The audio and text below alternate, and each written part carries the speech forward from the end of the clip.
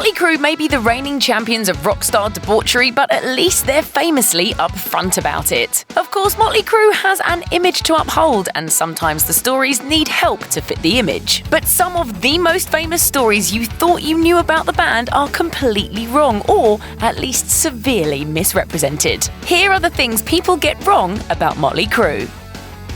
Vince Neill sings, Mick Mars plays guitar, Tommy Lee drums, and Nikki Sixx handles bass duty. Those are the guys who played on Motley Crue's first album, and they're the fearsome foursome that wreaked havoc throughout the band's golden years in the 1980s. The same men wrapped up the last show of their final tour in 2015, so it's easy to think that Crue is like U2, a rare unicorn of a band that has somehow managed to navigate through their career without losing a single member. As Ultimate Classic Rock describes, this isn't exactly true. In fact, Mars and Sixx are the only constant members throughout the band's existence. Motley Crue briefly had a singer called Odin before Neill joined. The most famous Crue member outside the main quartet is another singer, John Corabi. He took over after Neill left in 1992, but was only featured on the band's self-titled 1994 album. Eventually, Neill returned in 1997, and Crue phased Corabi out after an unsuccessful attempt to keep him in as a fifth band member. In 1999, Lee quit the band, and his replacement was Randy Castillo, a former Ozzy Osbourne drummer. Castillo appeared on 2000's New Tattoo album, but was diagnosed with cancer and ultimately died in 2002. While Castillo was struggling with the disease, Crue approached former Hole drummer Samantha Maloney, who held the spot from 2000 to 2002. Guitarist Mick Mars has always seemed the odd man out in Motley Crue. He shows up, he looks like something out of the Addams Family. He's standing at the front door. We're going, wow, this is wild, man. Let's listen to this guy play. He's the oldest and most reclusive Crue member, and is quite often open about the disease that's slowly fusing his spinal joints together. Largely because of that, he was always somewhat different than the other guys. I really didn't go out and party that much, because I'm a bit older than the other guys. I've done that. This outsider image goes so far that in the movie version of The Dirt, Ewan Rayon plays Mars as a borderline vampire-like deadpan snarker. Blah, blah, blah. This actually seems a little cruel because in reality, Mars is dealing with a lot more than just debilitating spinal arthritis. He also has some significant mental health issues that have played a role over the years. AV Club notes Mars has been diagnosed with schizophrenia, and partly because of his painful physical condition, he has also struggled with suicidal thoughts and chronic depression, which the rest of the band didn't get around to noticing at the time because they were too busy with their own indulgent lifestyles. If there were ever a band that embodied the unholy trinity of sex, drugs, and rock and roll, it's Motley Crue. So it's easy to see them as a one-trick pony that only writes songs about girls and partying and sometimes shouting at the devil. This isn't an entirely unfair assumption, by the way, given the fact that a huge chunk of their discography is exactly that. However, this doesn't mean they can't do anything else. It's just that every time they try something other than their trademark sound, the public refuses to give a hoot. According to Ultimate Classic Rock, Vince Neill left the band in 1992 partially because the other band members wanted to take Crue in a bluesier direction, which Neill was less than happy about. The rest of the band was reportedly excited to experiment with the new vocal sound and guitar proficiency that Neill's replacement John Corabi brought in the mix, but the resulting Motley Crue album in 1994 failed to reach sales expectations. They still wanted to take their sound to new, different places, and Nikki Sixx vowed they'd make their most extreme album while lamenting that no one wanted to allow them to grow as a band. However, the ensuing Generation Swine is regarded as one of their worst efforts, and according to Neill, it's because of all the experimenting.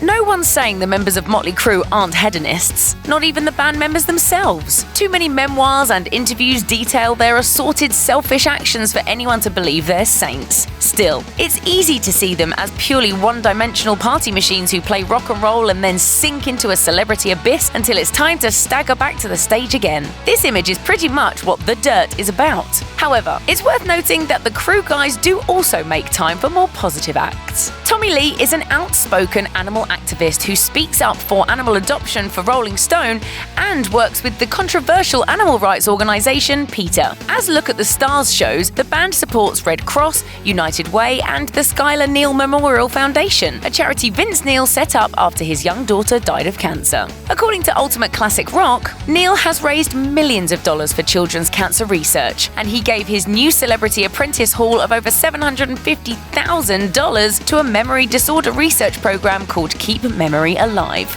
Of course, Crue likes to keep up the bad boy image even when doing good. As Loudwire reports, they once partnered with Jack Daniels to sell limited special editions of Motley Crue-themed Tennessee whiskey for charity.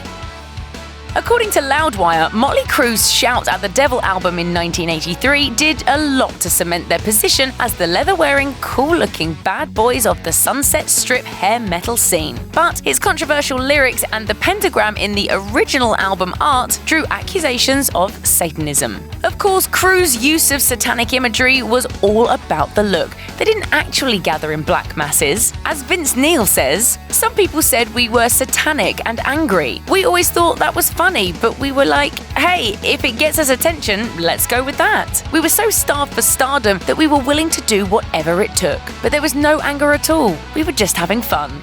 They wanted to come see our concert once, and their parents wouldn't let them because they said we kill chickens on stage.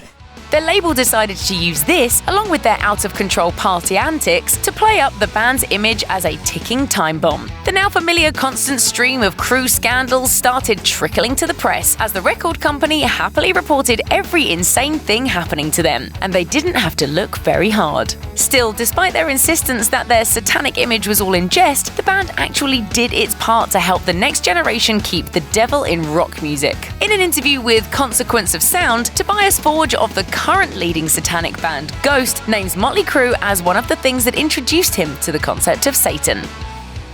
Most bands would do anything to have their records sell gold, but as Ultimate Classic Rock reports, Motley Crue is a different story. The band spent the 1980s crafting albums that sold millions and routinely went platinum. So when they released their self-titled album in 1994 with new singer John Corabi, going merely gold was a rank disappointment. But is the album really the sad 2 out of 5 stars effort that all music makes it seem? The Motley Crue album came out during an extremely difficult time. Crue had changed their singer and sound, and their label was going through executive turmoil that took resources away from the album's production. There was also the image of grunge, a musical tsunami that was washing over bands with glam metal roots. Because it's the sole Crue album recorded without Vince Neill, it's pretty unlikely for Motley Crue to ever break into the higher ranks of Crue discography, but fans have seemed to warm up to it through the years. While AllMusic rates Motley Crue as a flop that is second only to 1997's Generation Swine in its awfulness, the album's user reviews are significantly more positive and rank the album solidly in the middle of their discography. Louder even considers it the band's best non-1980s album. Songs from the album often feature on lists of the most underappreciated Crue songs, and as Ultimate Classic Rock notes, Tommy Lee and Mick Mars have readily praised it, with Lee calling it one of his favorite Crue albums. In early 2019, Nikki Sixx found himself in hot water because of a story in the book version of The Dirt in which he essentially admits to orchestrating an assault on a woman. As Consequence of Sound reports, Sixx's explanation was that he doesn't remember the incident. He also says he doesn't recall a lot of his interviews with author Neil Strauss, which suggests there's no telling whether the stories in the book are actually true or just tall tales. This is pretty big because The Dirt book and Nikki Sixx's own The Heroin Diaries present themselves as warts and all memoirs that leave no stone unturned. You get to see how we got to these bad decisions and then how we got out of them.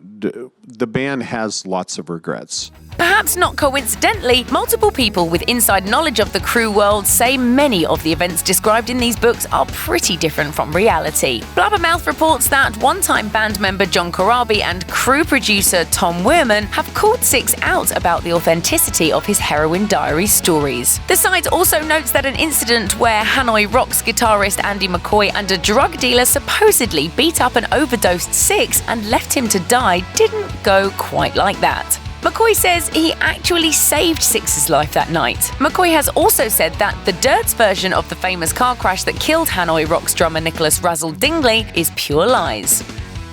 In 2015, Motley Crue played their final concert. As Global News reports, they made sure of this by signing a cessation of touring agreement that legally forbids them to ever play together again. Or does it? In 2018, Crue announced they were recording several new songs for the movie version of The Dirt, which didn't really seem like something such a famously broken up band would do. Vince Neill replied to the criticism by saying that the band never said they broke up or that they would never make new music, just that they would never tour under the name Motley Crue again. Even if you ignore the fact that they can completely undo the quote binding agreement quite easily if they all agreed to hit the road again, there are some pretty handy loopholes there, like minor name changes and collections of individual shows that aren't technically labeled as tours. Recent interviews with Loudwire and Rolling Stone also make it seem that the band doesn't feel like they're done yet. Although Nikki Sixx insists there will be no one-offs. They gush about how much they enjoy each other's company again and how they look at all the other old bands still tearing away, wondering whether they stopped too soon.